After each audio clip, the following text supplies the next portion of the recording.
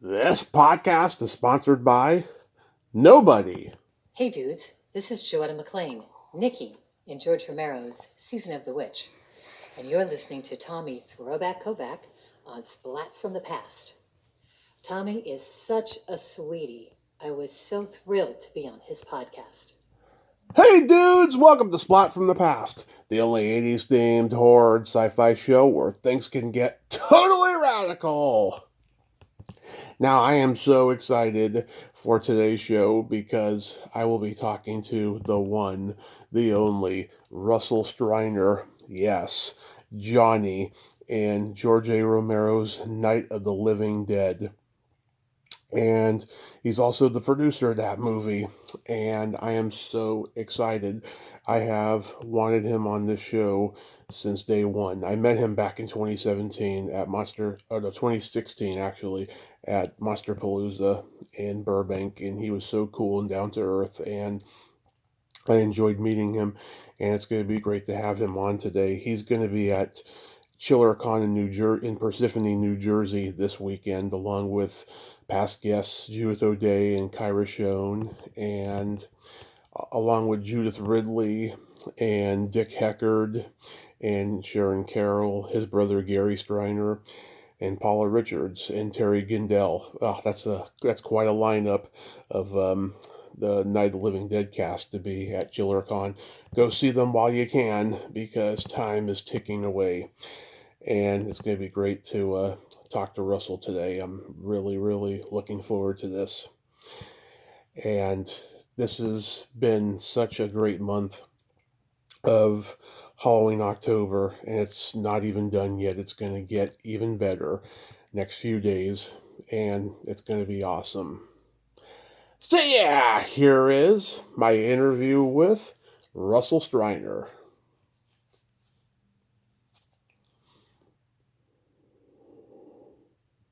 I can't tell you what a great honor this is, sir. And I met you back in 2016 at Son of Monsterpalooza in Burbank, and you were so cool and down to earth then. So thank you so much for coming on today.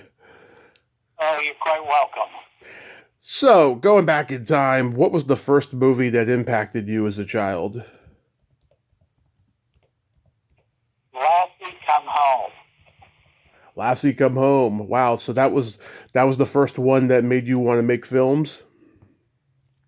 I didn't know what films were until my mother took me to a movie theater, a real movie theater, and that had to be in 1940 or 41, early 40s, and television was just getting started at that time, so film entertainment, you had to go to a movie theater to watch it, and the first film I ever saw was Lassie Come Home.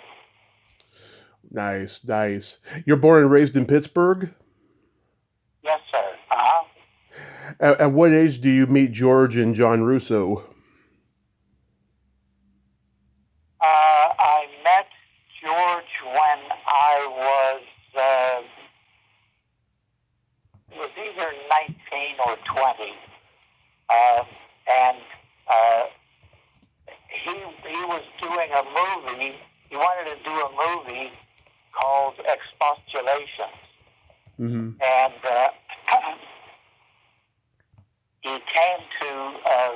I was also doing stage performances, and I was sharing a dressing room with a friend of George's. His name was Rudy Ritchie. And Rudy Ritchie and I were sharing a dressing room, and he said, "Hey, I'm going to bring a friend of mine over on Friday night to see the show. I'd like you to meet him. His name is George Romero." He said he's quite a character, and he sure wasn't lying about that. George showed up in as a swashbuckler, Cyrano de Bergerac, in a cape and using a walking stick as a saber. And that was the first night I met George, and we became friends. few months later, he contacted me about if I would be willing to do a performance in Expostulations, which I did, and that was the first time I ever got exposure to film as an art, and I immediately got sucked into it, and that's when George's and my partnership started. How long was the idea for Night of the Living Dead in the works from the time it was conceived until it was actually made? Well, our company, the Latent Image,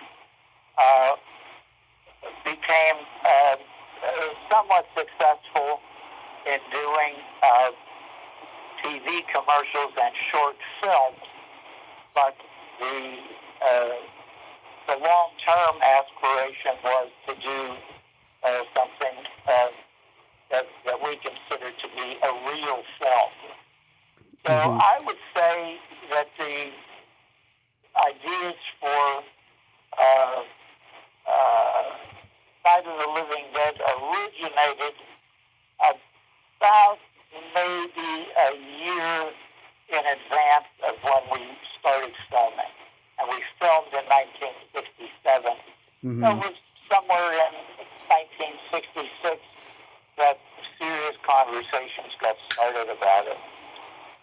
How much of an influence did Carnival of Souls have on Night of the Living Dead?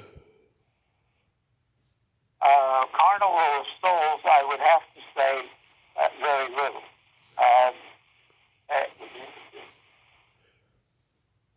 It was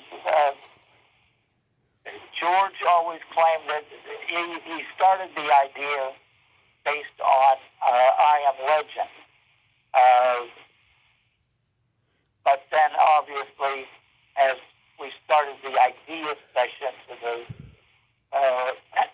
what if scenarios, it pretty soon evolved into our storyline evolved into something that was unique at the time, in that recently dead people somehow could come back to life.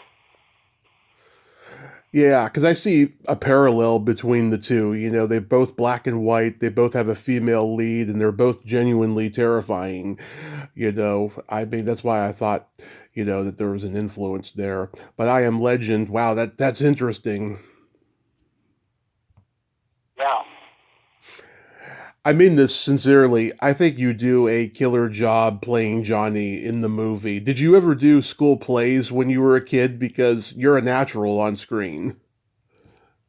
I did ever since grade school. I was always attracted to doing shows, and then after I graduated from high school, I pursued a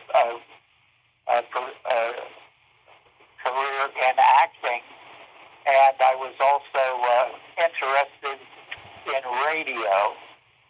At the time in Pittsburgh, there was a fellow who started off, name was Reed Cordick at KDKA Radio, and he did a morning show which was quite unique in that Reed Cordick was a straight guy, except he had these odd visitors coming into his show every morning, just completely outrageous people.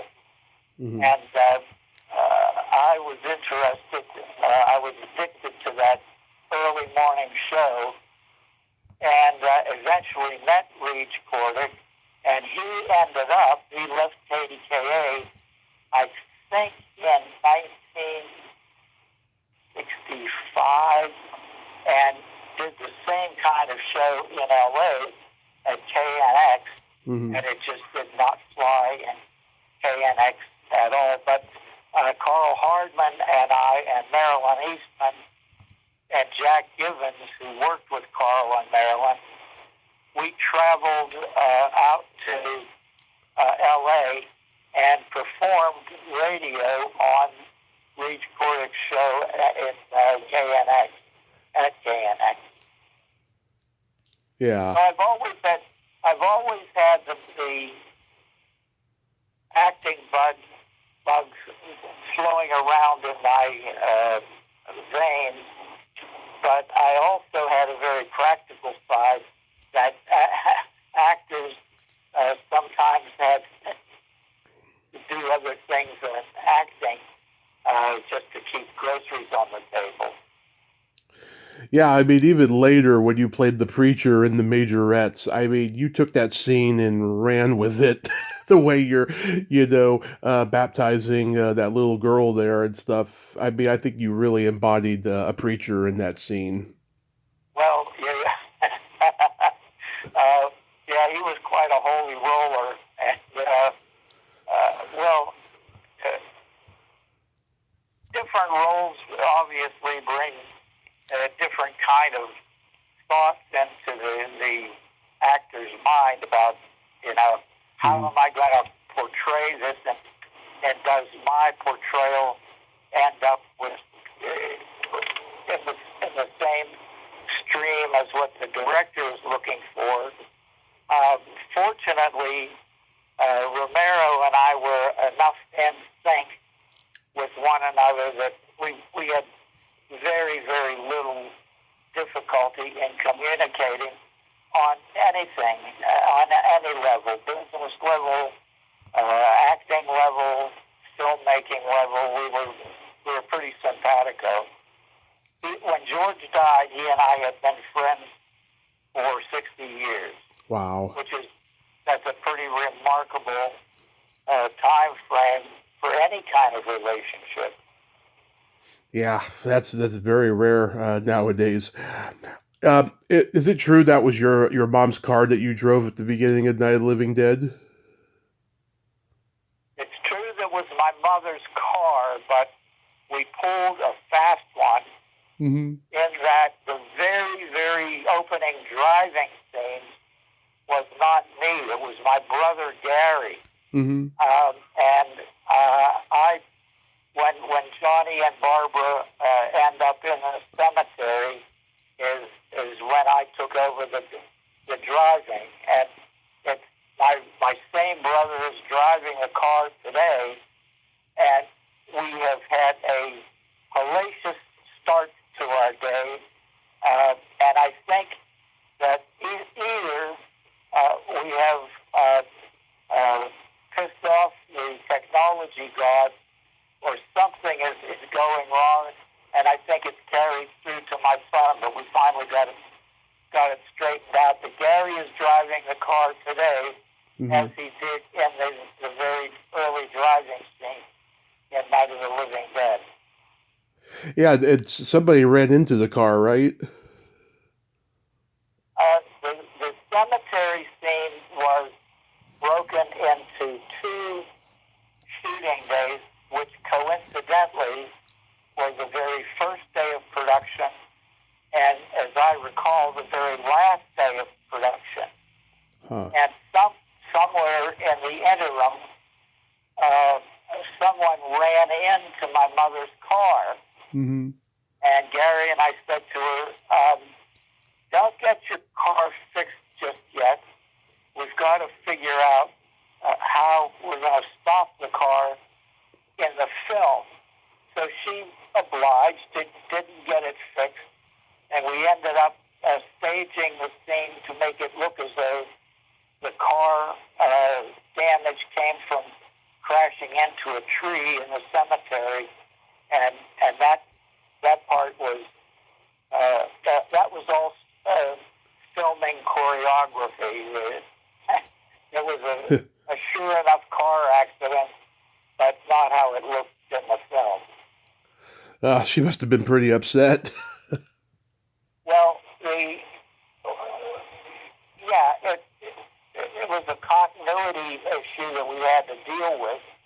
But when you're young and hungry, you have to resort to your wits and imagination as to how you're going to pull something off.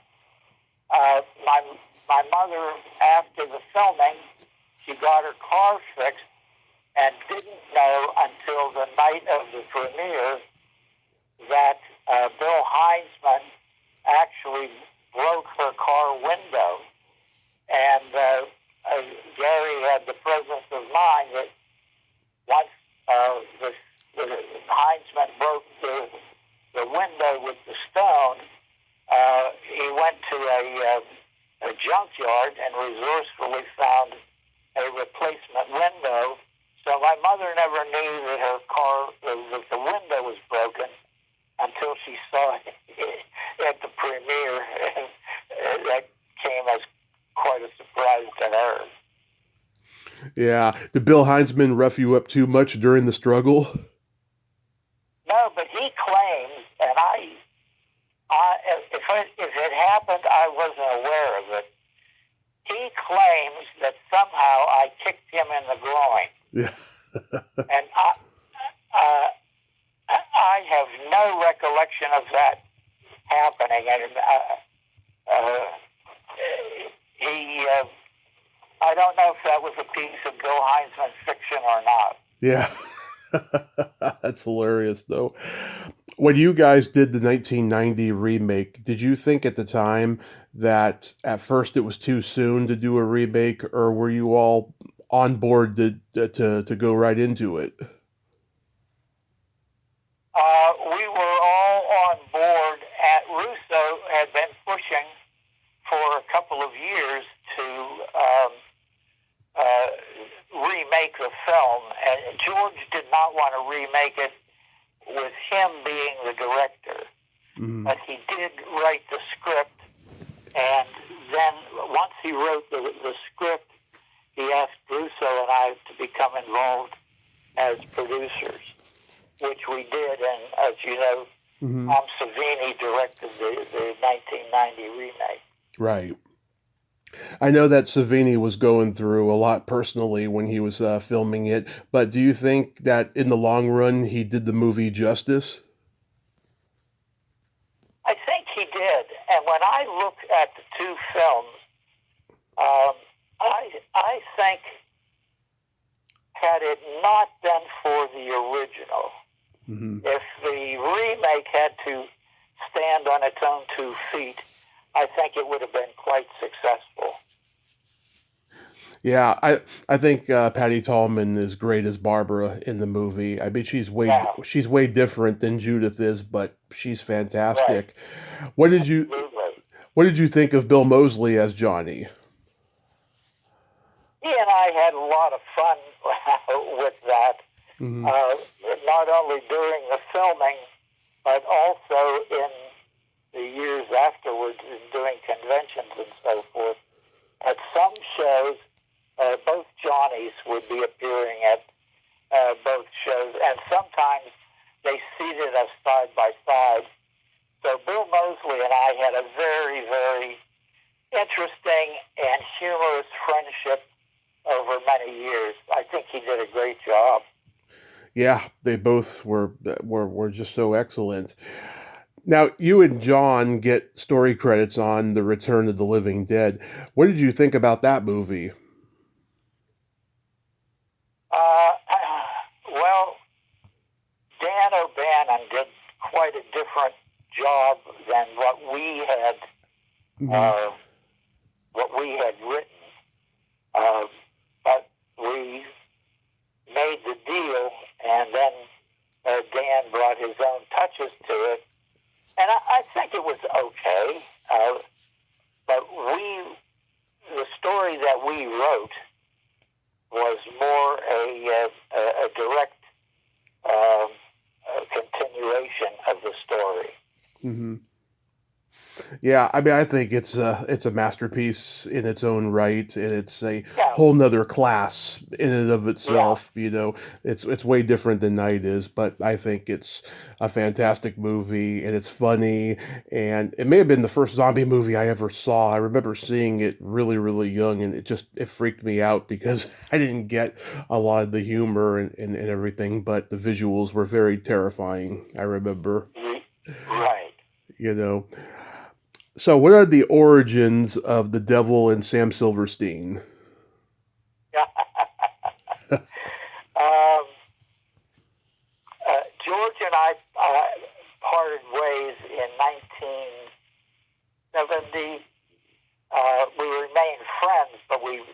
our business partnership ended in 1970.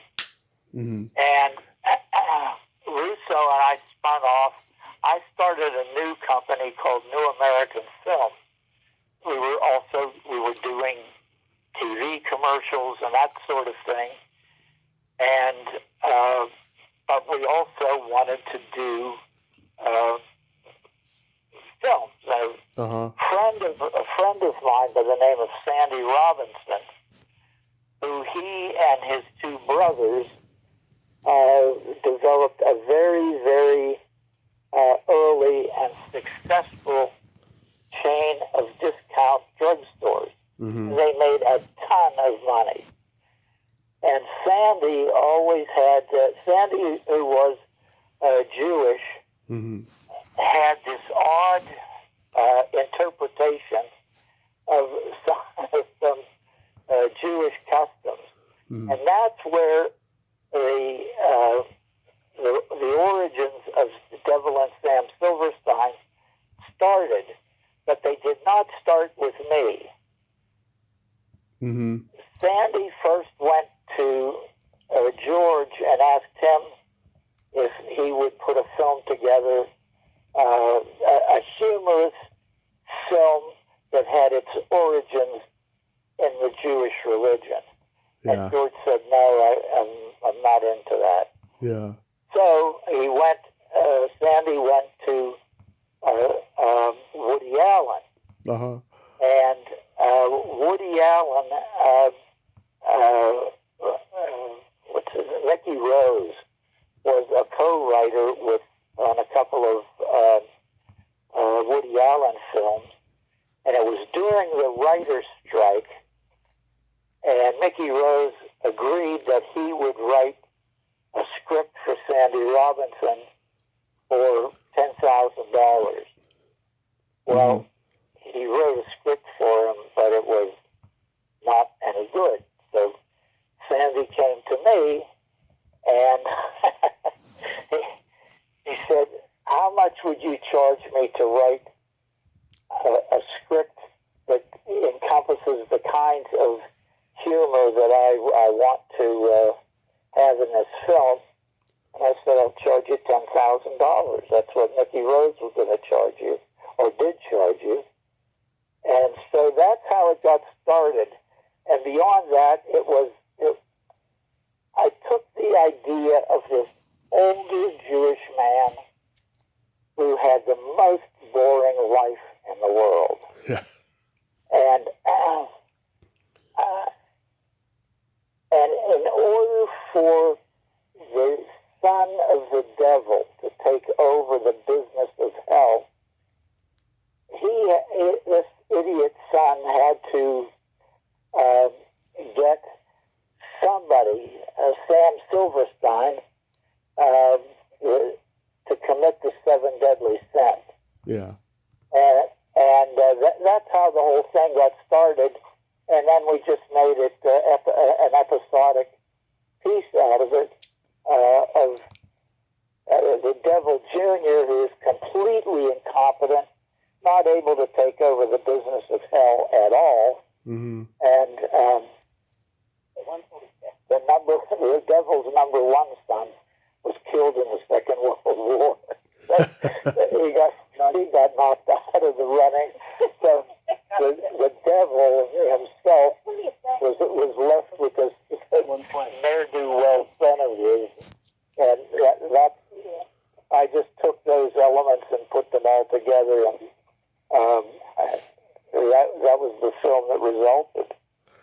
Oh, wow. Yeah, I saw some of it on YouTube the other night. Some guy uploaded it from an old VHS from years ago. I thought it was funny, goofy, Did Exactly, yeah.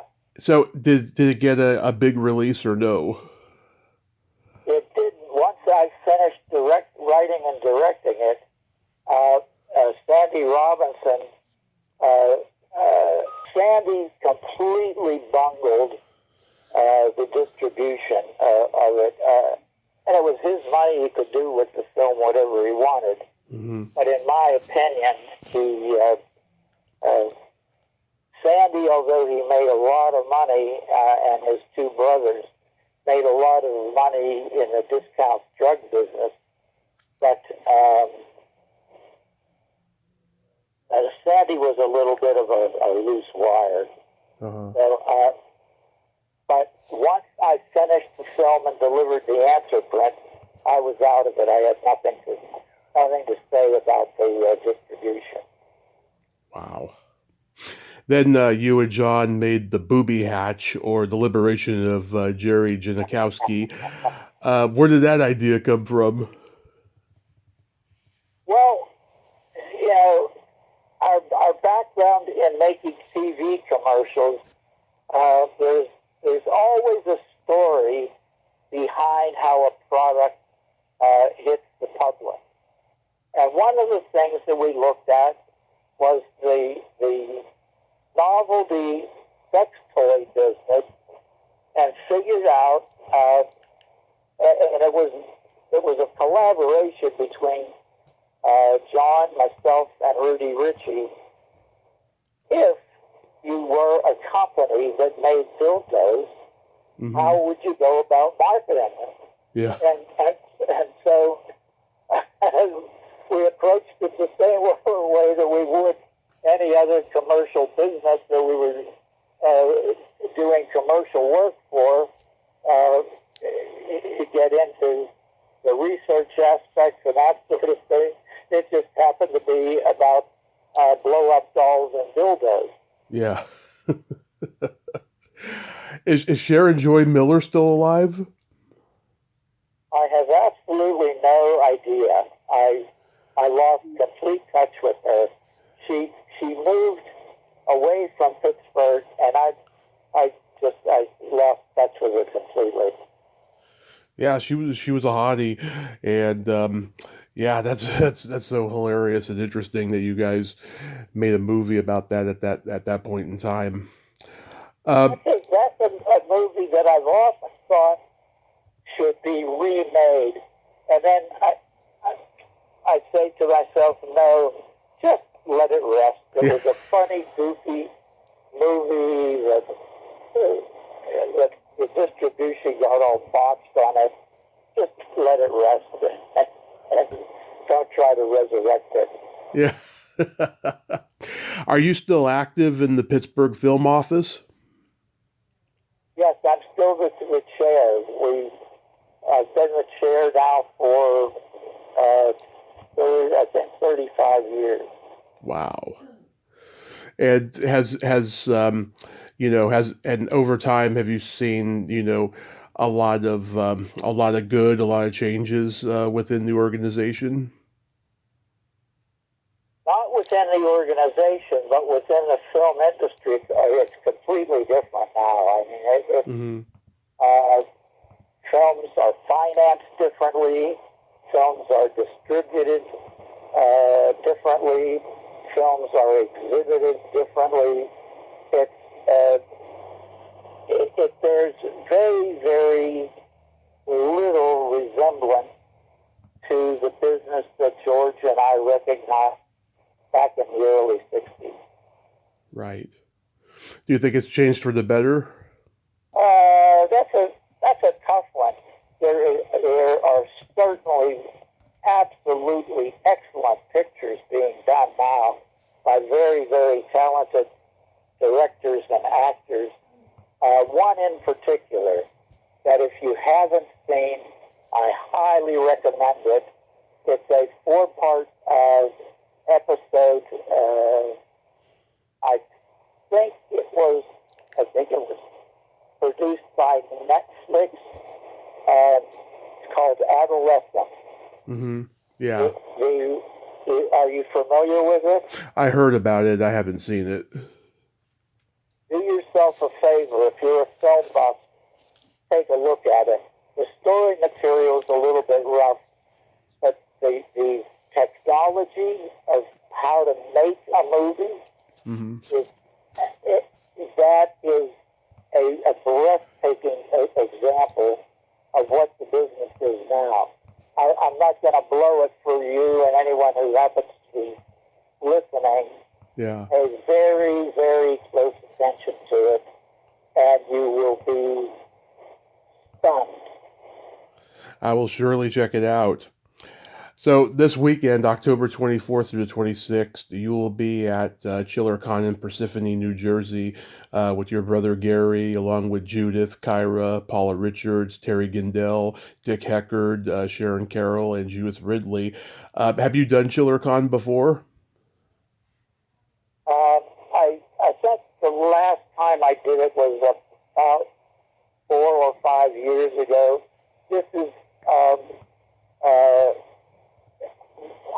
I'm so glad that so many of the people from the original Night of the Living Dead are making this weekend trip. That's where I'm headed right now. That's the reason that I'm in a car right now. The show opens tomorrow afternoon.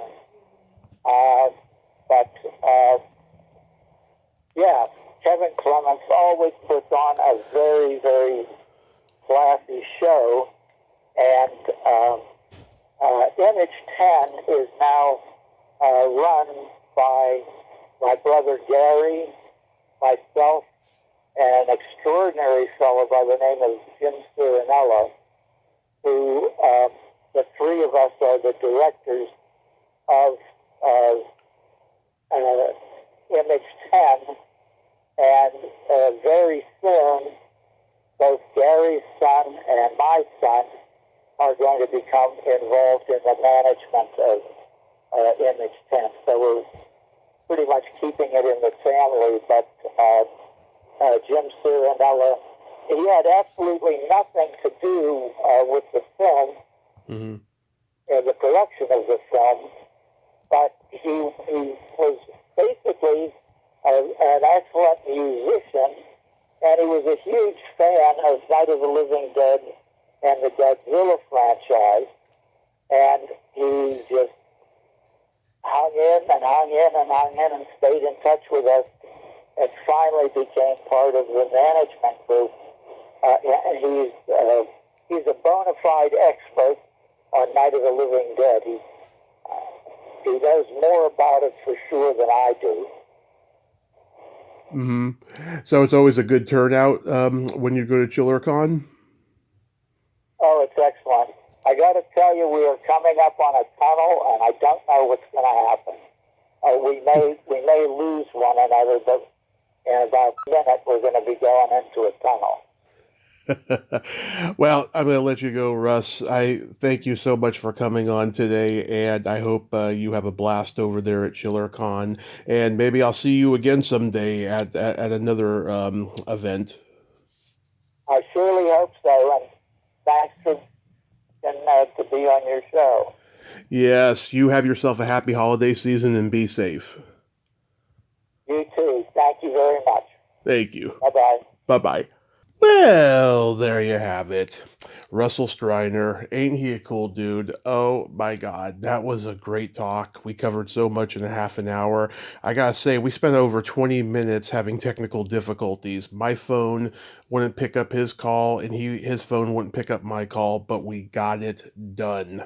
And also, I forgot to mention at the top of the episode, this is my second Night of the Living Dead talk this month. I had the wonderful Dominique Lamses on to deep dive the movie.